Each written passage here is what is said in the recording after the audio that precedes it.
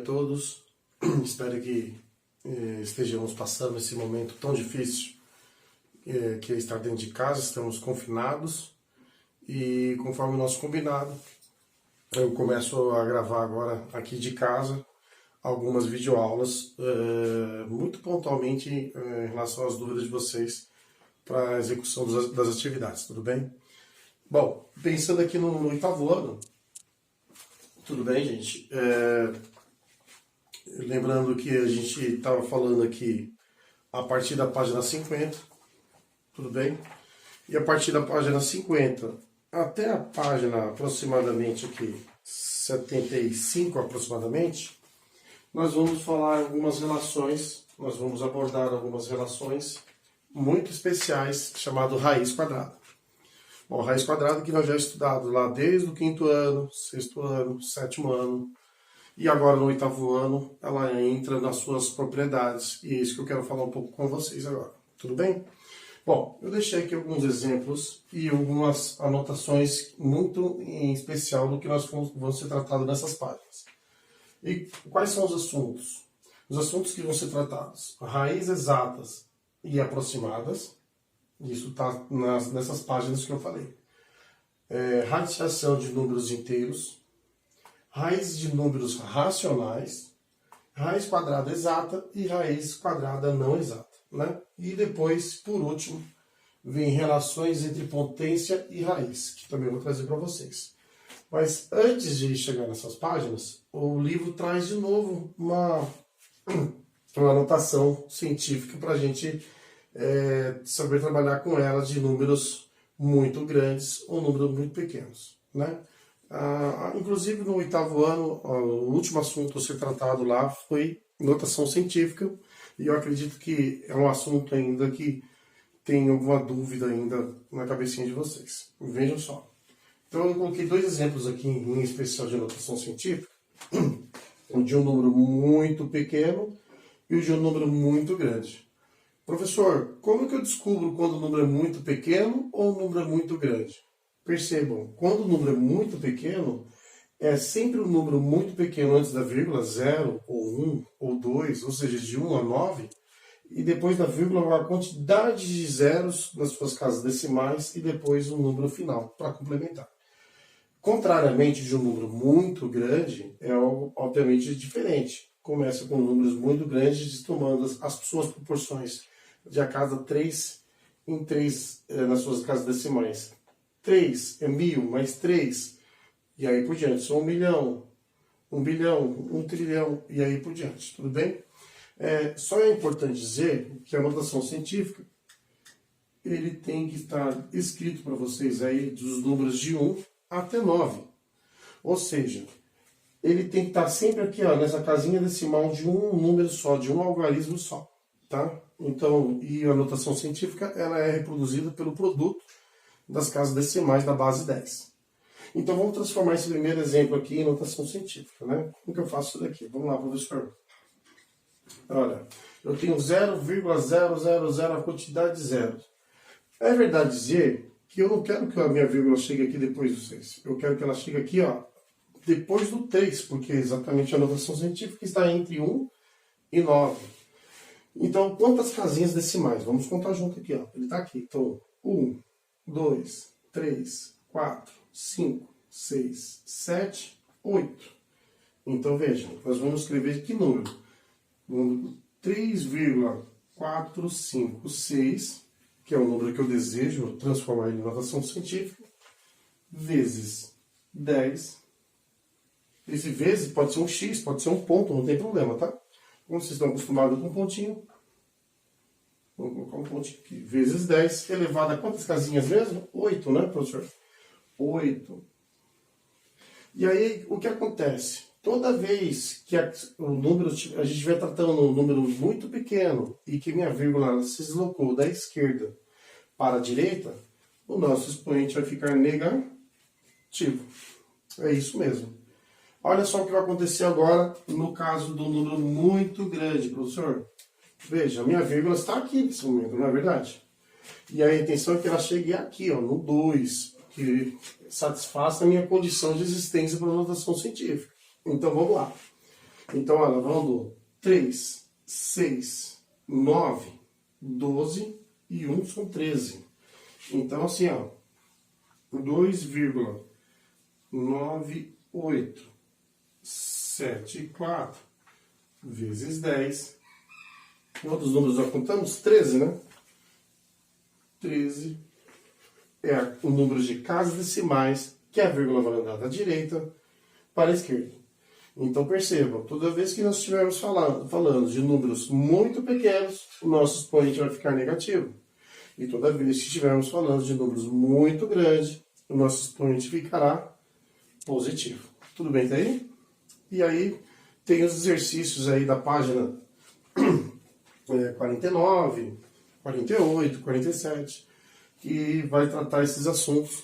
E depois, numa videoconferência, a gente pode tirar as dúvidas pontualmente sobre isso. Tudo bem? Bom, vamos para um assunto que eu acho que é mais importante, que a partir da página 50 é o que vai ser abordado sobre as raízes. O que é uma raiz, né? Vamos começar aqui. Raízes exatas e aproximadas. Poxa vida, professor, o que é uma raiz quadrada? Por que quadrada? Porque a gente está falando de... A gente tem aqui esse Vzinho aqui que nós chamamos de raiz.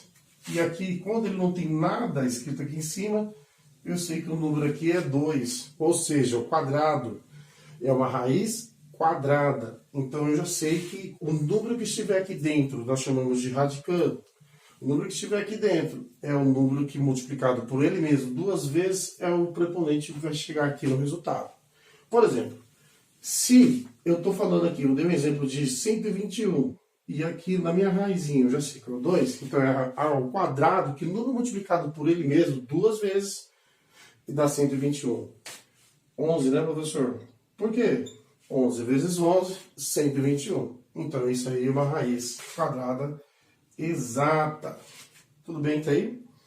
Bom, e tem a radiciação de números inteiros. Por que inteiros? O que são os números inteiros? Só lembrando, nós temos aqui o conjunto dos números naturais, nós temos o conjunto dos números inteiros e nós temos o conjunto dos números racionais.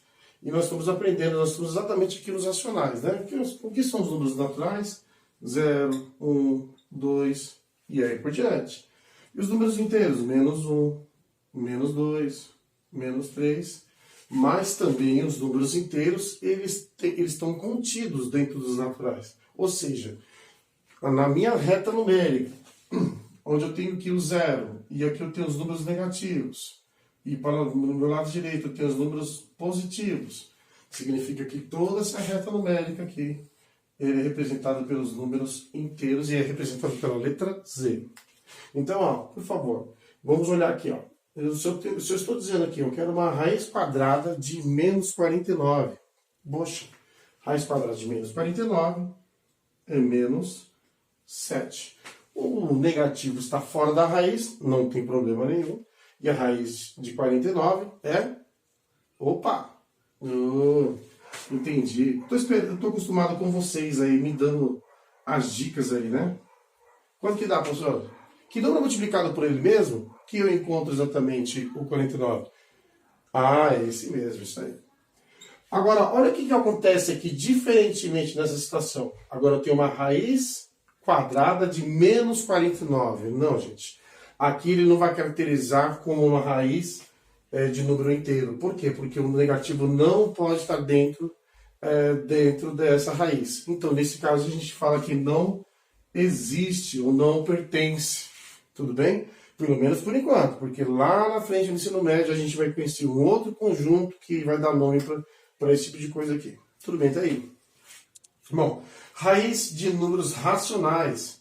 Eu tenho aqui, ó, o que são os números racionais? Vamos só lembrar aqui, os números racionais exatamente é a fração, é o decimal, o que mais?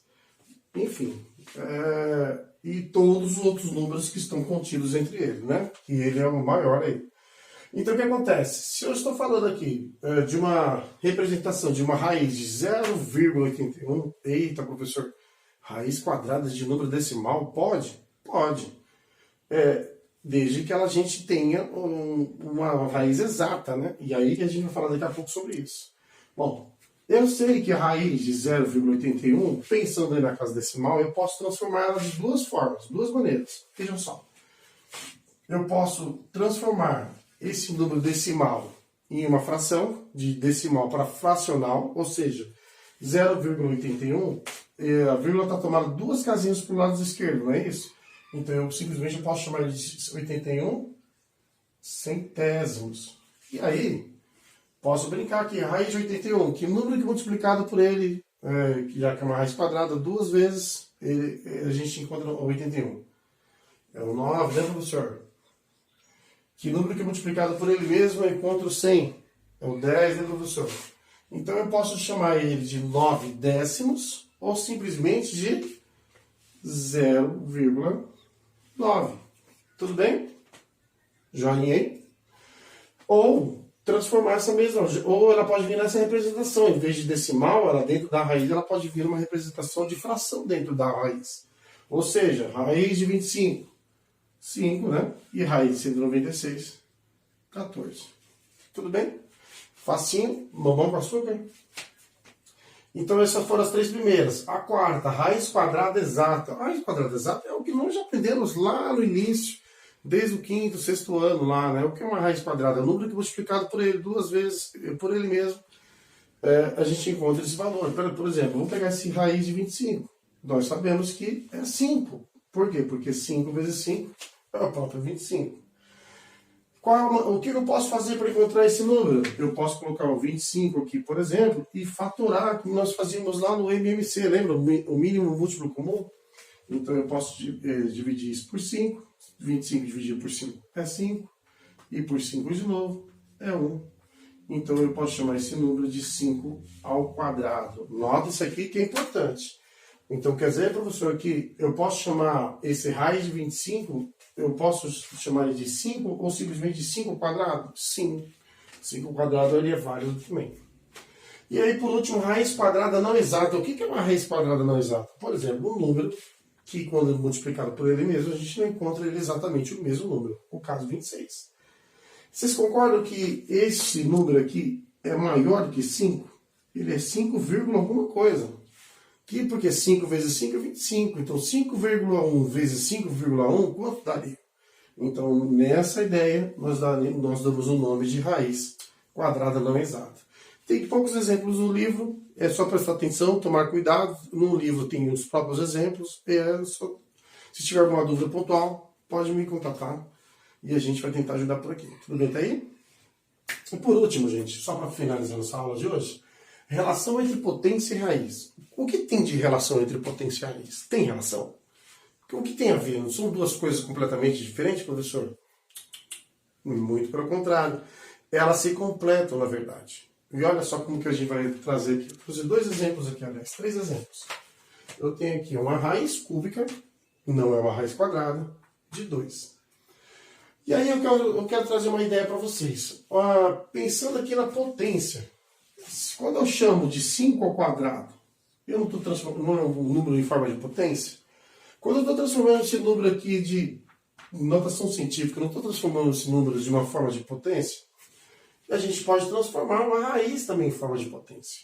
E como que eu faço isso? Nós sabemos, aí eu vou lembrar vocês das nossas primeiras aulas de matemática, vou pegar um exemplo de um número aqui, vou pegar um exemplo 4. Nós sabemos que o número 4, qualquer número natural inclusive, ele está na potência já de 1, ele está sendo dividido por 1 e também está multiplicado por 1. Ou seja, lembra aquele número 1, eu chamo de número ninja? Ele está lá, só que a gente tem que lembrar que ele está lá. Então eu sei que 4 vezes 1 é 4. 4 elevado na primeira é 4 e 4 dividido por 1 é 4. Então é aquele número que não precisa ter recomendações. Então, olhando aqui para dentro da minha raiz, qual é o expoente do número 2? Exatamente, gente. É o número 1. Bom, por que eu estou dizendo isso? Para que eu tenho que lembrar quando não tem um expoente? É 1. Porque eu vou transformar esse número numa forma de radical em um número de potência. E como que é a ideia? Eu vou manter minha base, e que é minha base? É o 2. E vou inverter a ordem para transformar isso numa potência. Só que essa potência vai vir uma potência na forma de fração, tá? Então, ou seja, o cara que está aqui no meu expoente, ele vai ser o meu numerador. E o cara que está aqui no índice da minha raiz, eu vou chamar ele de denominador. Nossa, professor, mas que confuso. Simples. O número que está lá, pense no número que está dentro da raiz. Esse número tem um número da potência. Se não tiver nada, é 1. Se tiver outro número, é 2 ou é 6, enfim. Ele tem, esse número que está dentro da raiz, ele tem uma potência. Então, essa potência, lá ele vai se transformar como denominador de uma fração. E o índice da raiz, se for uma raiz quadrada, por exemplo, não tem número nenhum, mas nós sabemos que é 2, quando não tem nada. E se for uma raiz cúbica, uma raiz quarta, uma raiz quinta, e aí por diante. Esse índice, que nós chamamos da raiz, ele vai se transformar o quê? Ele vai se transformar um denominador. Então, de novo, o meu expoente, que o meu número dentro do radical vai ser o numerador, e o meu índice da raiz vai ser o denominador. Olha só como ficou aqui, ó. Mantenha a base, o numerador para cima e o denominador para baixo. Vou fazer de novo com esse mesmo exemplo. Mantenha a base, o 2 vai lá para cima como numerador da fração e o índice da raiz como numerador. Viu? Fácil, né? Então, o que eu fiz aqui, professor? Transformei o número que estava na forma de raiz e trouxe ele para a forma de potência. Tudo bem, eu sei que é uma forma de potência difícil, porque é uma potência fracional, mas é uma das primeiras regrinhas que a gente vai ter que adotar aqui, daqui para frente. E vai acontecer a mesma coisa. Agora, tem uma propriedade também que é muito interessante. Como que eu faço? E como que eu faço para não apenas transformar esse númerozinho aqui dentro em forma de número com potência, mas porque eu consiga extrair esse número aqui para fora? Bom, todo mundo sabe que 5 elevado na sexta, eu posso transformar ele da seguinte forma. É uma raiz cúbica. 5 elevado na sexta, eu posso transformar assim, ó, 5 elevado ao quadrado, vezes 5 elevado ao quadrado, vezes 5 elevado ao quadrado. Por que eu fiz isso, professor? Para dificultar a minha vida? Não. Porque percebam, o que está acontecendo aqui dentro? Nós estamos aplicando o quê? A primeira propriedade de potenciação que nós aprendemos esse ano. A primeira propriedade de potenciação não é conserva-se a base. Como que funciona? Ah, você engasgou, né? Multiplicação de potência de mesma base. Conserva-se a base e soma seus expoentes. Então é isso que nós estamos fazendo aqui. Não é verdade que 2 mais 2 mais 2 não é 6? Então eu só estou escrevendo esse número de uma outra maneira. Qual é o objetivo, professor? O objetivo é que, olha só, eu vou transformar, vou fazer uma outra coisa aqui, ó. A raiz cúbica de 5 elevado ao cubo vezes 5 elevado ao cubo. Por que, professor? 3 mais 3, 6.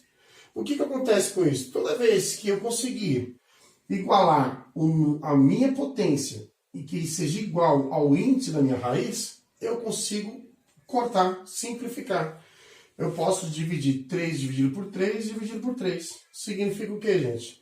Que eu vou colocar esse número aqui para fora. Vai ficar esse 5 e esse 5 vai para fora. Vai ficar 5 vezes 5, que na verdade 5 vezes 5 é 25. Mas tudo bem, calma que isso é uma das propriedades que a gente vai investigar e a gente vai entrar bem dentro desses parâmetros pouco a pouco. Tudo bem, gente? Então, ó, só de novo aqui, só para completar, coloquei mais alguns exemplos para a gente. A raiz quadrada de 2,56, eu posso chamar uma raiz inteira 256 sobre 100 e continuar simplificando. Acha a raiz de 256, acha a raiz de 100. Aqui é a mesma coisa. A raiz, então vai 7 sobre 14, porque é a mesma coisa. Você pode simplificar, dividir por 7, dividir por 7. Isso vai dar um 7. E 0,09 é a mesma coisa, que eu já posso transformar isso na fração. Você pode colocar isso numa raiz de 9 centésimos, e aí você simplifica, e você também vai chegar nos mesmos resultados. Tudo bem, amigos? Espero ter ajudado. Se tiver alguma dúvida, só mandar mensagem, anota aí. Se tiver dúvida, pausa o vídeo, repita ele de novo, tenho certeza que vai ajudar vocês. Até a próxima.